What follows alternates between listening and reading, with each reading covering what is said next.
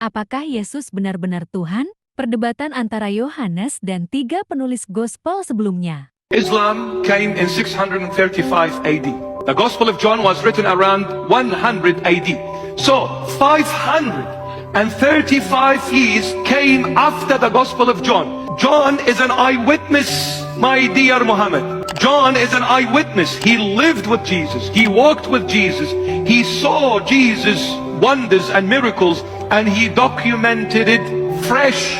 So you're telling me that now I need to believe in someone coming 6 centuries or 7 centuries after the Holy Bible was documented. You want me to believe in a document that came 7 centuries after the Holy Bible. You want me to believe in someone that never saw Jesus, never lived with Jesus, never walked with Jesus, over the one who walked, lived, ate, embraced Jesus Christ every single day for 3 years and 4 months. Where is the logic? One who was with the Lord said, this is God. This is the Son of God. This is God himself.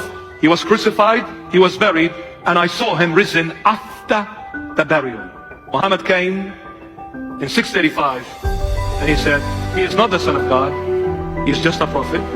He was never crucified. In fact, Judas Iscariot was placed by God to deceive the Jews. In the Gospel of John, Jesus makes claims for himself as a divine being. Jesus goes around in Galilee and in Jerusalem claiming to be divine. He claims that he is equal with God. I and the Father are one. Before Abraham was, I am. I am is the name that God gave himself when talking to Moses in Exodus chapter 3. Jesus says before Abraham was, Abraham lived 1800 years earlier. And Jesus says before Abraham was, I am. Jewish opponents know exactly what he's saying. They pick up stones to stone him to death. If you have seen me, you have seen the Father. Whoa. That's in the Gospel of John. Jesus repeatedly makes divine claims for himself. And here's a striking factoid. He never does so in Matthew, Mark, or Luke. How can that be?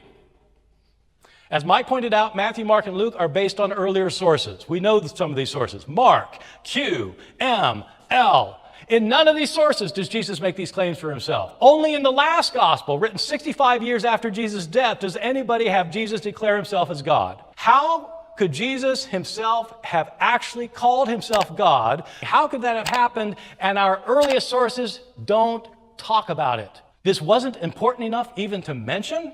It would be the most important thing you could possibly say about Jesus. He called himself God, but he does it only in our last gospel. You see why it's important whether these gospels are accurate. Did Jesus call himself God or not?